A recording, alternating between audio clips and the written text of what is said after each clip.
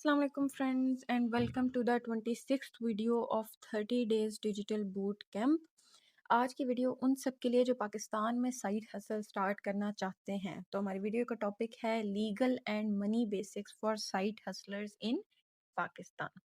देखो, side hustle का charm होता है extra income, financial freedom, entrepreneurship experience.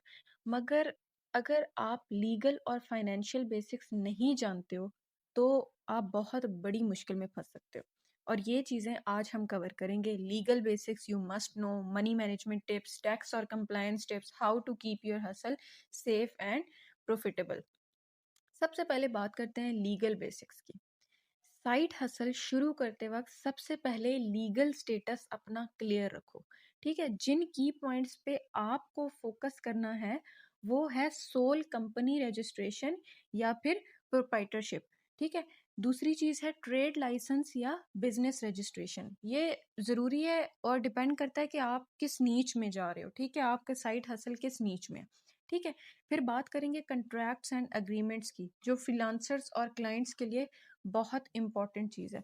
ठीक है, लेट्स से एक फ्रीलांसर है, उसने सिंपल कंट्रैक्ट साइन किया है, तो उसकी जो पेमेंट अश्योरेंस होगी वो उस कंट्रैक्ट की बेस पे होगी जो उसके और उस कंट्रैक्ट होल्डर के दरमियान साइन हुआ है।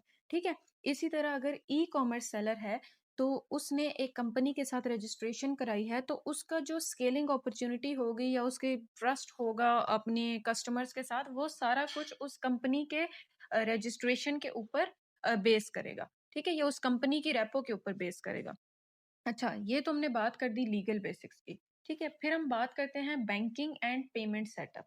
मनी मैनेजमेंट के लिए प्रॉपर सेटअप होना बहुत इंपॉर्टेंट है, वरना मनी सब कुछ है यार। अगर मनी आपसे मैनेज नहीं हो रही तो कुछ फायदा नहीं है फिर आपका इस तरह से साइड हसल्स में जाने का। की पॉइंट्स आपने क्या फोकस में रखने हैं? Separate bank account for side hustle. कभी भी अपना पर्सनल बैंक अकाउंट अपने साइड हसल की इनकम के लिए मत रखो। ठीक है, इजी ऑनलाइन पेमेंट गेटवेज रखो, जैस कैश, इजी पैसा, स्ट्राइप, पेयोनीर।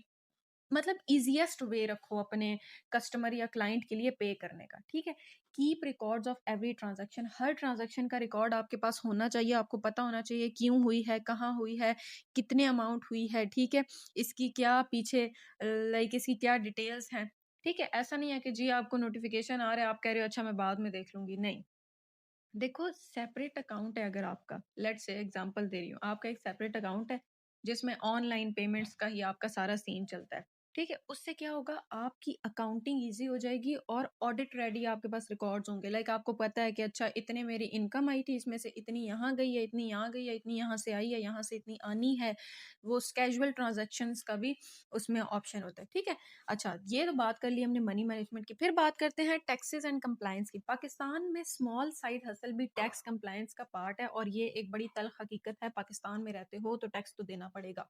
ठीक है, की पॉइंट जिन पे आपने फोकस करना है वो क्या है? Follow federal board of revenue, जिसको एफबीआर के रूल्स कहते हैं। ठीक है, मेंटेन इनवॉइसेस एंड रिसिप्ट्स। आपके पास अपनी हर ट्रांजैक्शन, हर अर्निंग, हर स्पेंड, हर एक्सपेंडिचर का क्या कहते हैं, एक हिसाब किताब होना चाहिए। ठीक है, डिक्लेयर इनकम अबव थ्रेशहोल्ड।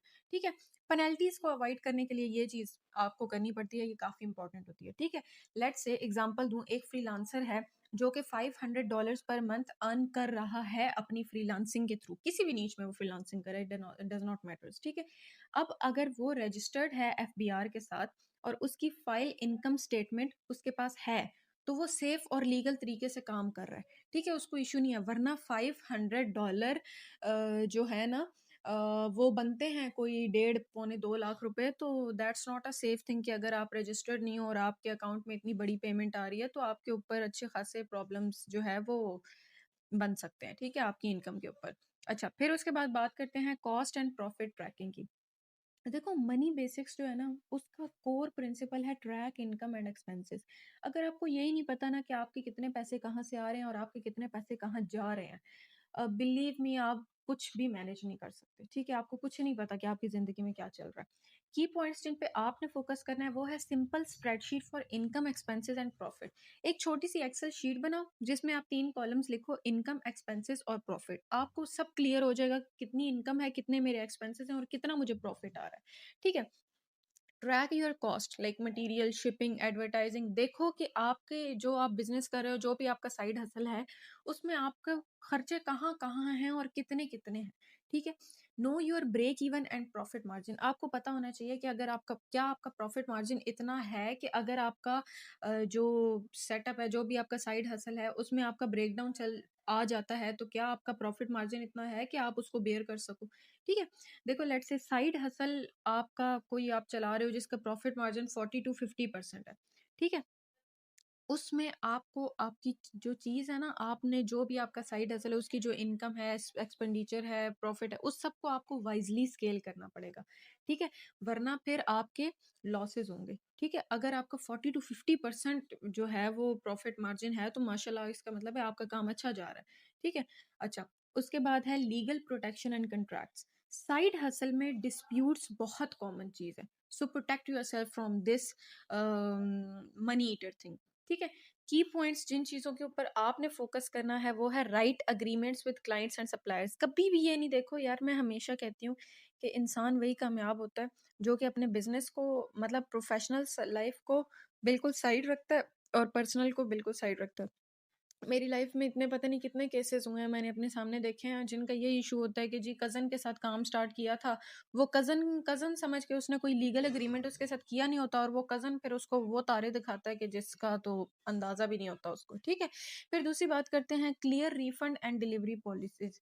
आप आपका अगर लेट्स से आपका अगर प्रोडक्ट डिलीवरी का काम है, ई कॉमर्स कोई चीज़ है, तो आप अपने क्लाइंट को ये चीज़ बताओ, ये चीज़ ऑप्शन रखो कि रिफंड हो सकती है आपकी, और डिलीवरी पॉलिसीज वगैरह सब क्लियर होंगे अगर आपको आइटम के अंदर कुछ ना कुछ प्रॉब्लम नज़र आती है तो।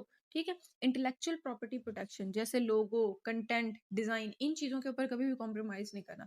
ठीक है। देखो एक सिंपल कंट्रैक्ट जो होता है ना, जिसमें क्लियर पॉलिसीज लिखी हुई होती हैं, उसमें मिसअंडरस्टैंडिंग का तो सीन ही नहीं होता। ठीक है। आपने सब कुछ अपने कंट्रैक्ट में पहले क्लियरली मेंशन किया हुआ होता है, ना ही कोई पेमेंट इशू होता है आपका, क्योंकि आपके कंट्रैक्ट में ये हर चीज़ पहले एज अ पॉलिसी मेंशन्ड है और वो दोनों पार्टीज ने साइन किया। ठीक है। फिर लास्ट पॉइंट की बात करते हैं, स्मार्ट मनी मैनेजमेंट। देखो मैंने पहले भी कहा, लीगल और टैक्सेस के बाद focus on smart money habits. ठीक है। जो चीज़, जो पैसे लगने हैं वो तो लगने ही लगने हैं ना। ठीक है। लेकिन स्मार्ट मनी हैबिट्स में आप क्या कर सकते हो, separate profit and personal money. अपनी पर्सनल मनी को सेपरेट रखो, और प्रॉफिट जो आपको हुआ है ना मंथली इनकम में, वो सेपरेट रखो। ठीक है। री invest profit in growth. Profit को खा नहीं जाना।